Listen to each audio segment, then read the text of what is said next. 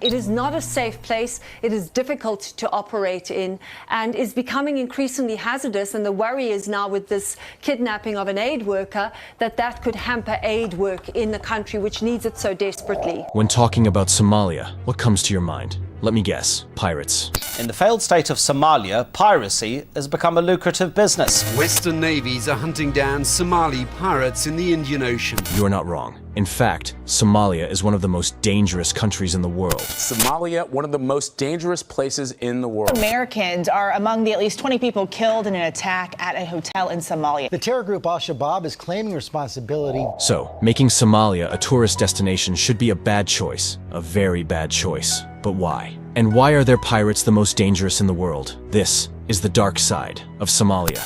Somalia is a really f***ed up country. How f***ed up is Somalia? Let me give you an idea. Somalia is also called a failed state. Why is that? Because they failed in almost every aspect. Security, sovereign government, economy. Everything was a mess. Never-ending conflicts and civil wars, poverty, and even famine and drought. What could be worse than that? And as I mentioned earlier, Somalia has been named one of the most dangerous countries in the world, with the civil war raging, and of course, the famous Somali pirates. But why did Somalia fail? To understand it, let's understand its history. Let's discuss a brief history of Somalia.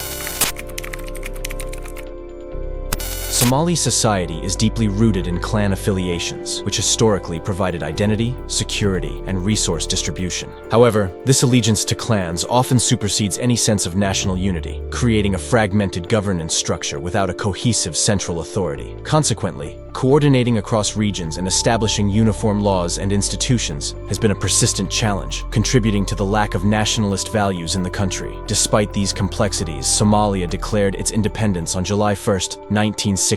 Yet, this newfound independence faced immediate hurdles in consolidating a national identity and political system capable of accommodating diverse clans with distinct traditions and interests. This endeavor proved arduous due to competing claims for power among clan leaders, leading to political instability and internal strife. As a result, the notion of a unified Somali nation remained tenuous, overshadowed by enduring clan loyalties and historical grievances. Enter Mohammed Siad Barre, a Somali military officer and politician who seized power in 1969 following a bloodless coup d'etat. Barre's rise to power came amidst political turmoil, following the assassination of President Abdurrashid Ali Sharmarka. With the support of the military, Barre established the Supreme Revolutionary Council, SRC, effectively dissolving the existing parliament and constitution to govern Somalia as a military junta. Barre's vision aimed at constructing a centralized state and eradicating clan-based affiliations, which he perceived as obstacles to national unity. To achieve this, he banned clan-based political parties and espoused a socialist ideology grounded in national identity. It seems like a good idea, but the problem is, Barre's administration favored his own Marihan clan, granting them preferential treatment and access to resources, sparking resentment and accusations of nepotism from other clans. This favoritism and suppression of clan identities fueled opposition and discontent among various Somali factions, leading to the emergence of clan-based rebel groups. This dissent culminated in a protracted and brutal civil war that erupted in the late 1970s and ultimately led to Barre's ouster in 1991. In the aftermath of Barre's downfall,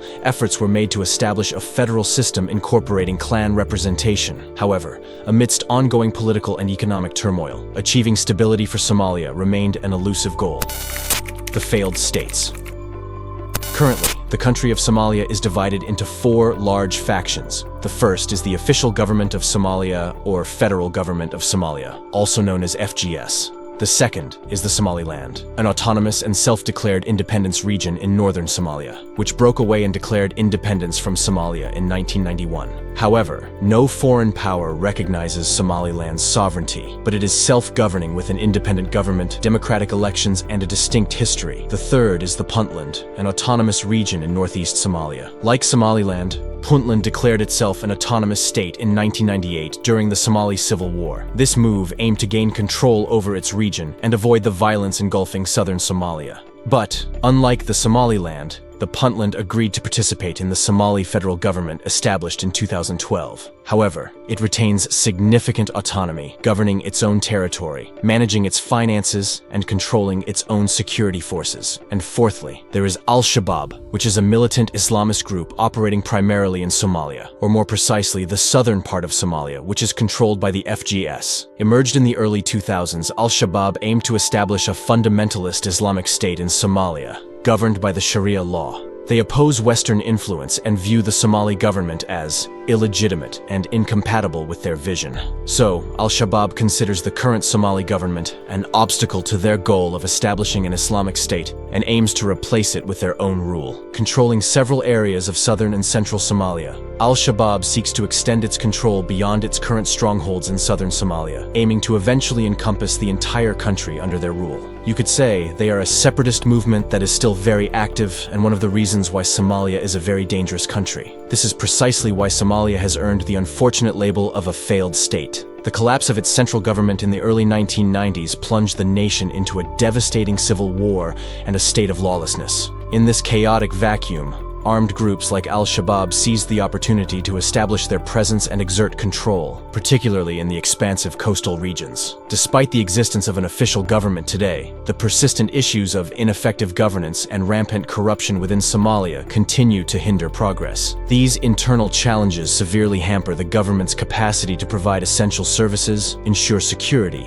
and foster public trust. Moreover, the recurrent cycles of droughts and the escalating impacts of climate change further exacerbate the situation, intensifying food insecurity and deepening poverty. This dire scenario pushes already vulnerable populations to the brink of desperation, increasing the susceptibility of recruitment by militant groups. Amidst such unstable political and security landscapes, achieving economic prosperity becomes an elusive dream. Consequently, Somalia finds itself among the ranks of the world's poorest nations, grappling with staggering levels of unemployment and widespread poverty. In the face of such bleak prospects, many young men are driven to piracy as a last resort means of survival, driven by the urgent need to support their families amidst the prevailing hardships.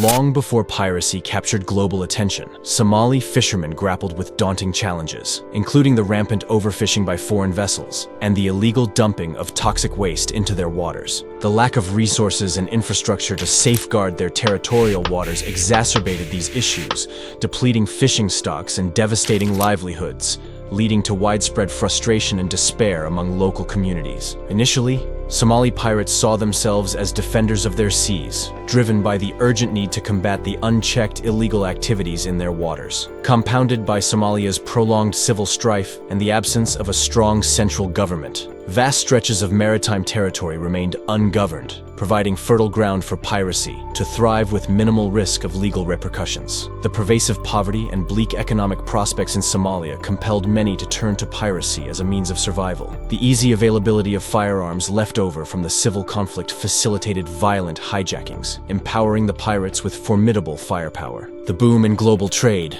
especially the lucrative oil tankers traversing the busy shipping routes near Somalia, presented irresistible targets for pirates. Ransom payments for hijacked vessels and crew soared into the millions, fueling pirate operations and enriching their leaders. During its peak from 2008 to 2012, Somali pirates seized hundreds of ships and held thousands of crew members for exorbitant ransoms. The ransom demands for hijacked vessels often reached staggering amounts, with the average ransom money they got was $2.7 million. In 2009, it was estimated that Somali pirates managed to get $50 million from ransom money, and at its peak in 2010, it is estimated that more than 200 ships were taken hostage by Somali pirates, with notable examples such as the Maersk Alabama, $40 million demanded, ultimately settled for $3.2 million, and MV Fina, $3.3 million demanded and received for this Ukrainian cargo ship carrying tanks and weapons. The International Maritime Bureau, IMB, estimated that Somali piracy inflicted an annual cost of $7 billion to $12 billion on the global economy at its zenith. This included increased shipping insurance premiums, rerouting of shipping lanes, trade disruptions, and the expenses associated with anti-piracy patrols and security measures. Fortunately, with increased international patrols and improved onshore security measures. Ransom demands have significantly decreased in recent years. By 2019, average demands dropped to around $5 million, and no major hijackings requiring ransom payments have occurred since 2013. Despite the illicit nature of their activities, some Somali pirates reportedly use their ill-gotten gains to support struggling families and local residents grappling with economic hardships. In the light of these complex challenges, the question remains, can Somalia surmount these obstacles and emerge as a cohesive nation once again? Share your thoughts in the comments below, and let's dive into this discussion. And don't forget to show your support by liking and subscribing for more insightful content. Until next time, peace.